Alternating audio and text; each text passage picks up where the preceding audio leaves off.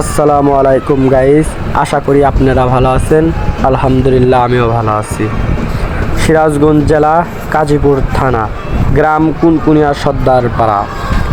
200 বছরের পুরনো ঐতিহ্যবাহী মাদারবাস খেলা।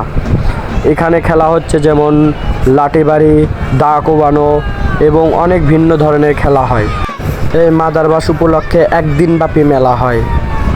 মেলার দিনটি হলো সোমবার এবং অনেক দূর দূরান্ত থেকে মানুষজন আসে এটা দেখার জন্য এবং বিনোদন নেওয়ার জন্য। আপনারাও আসবেন এবং দেখবেন।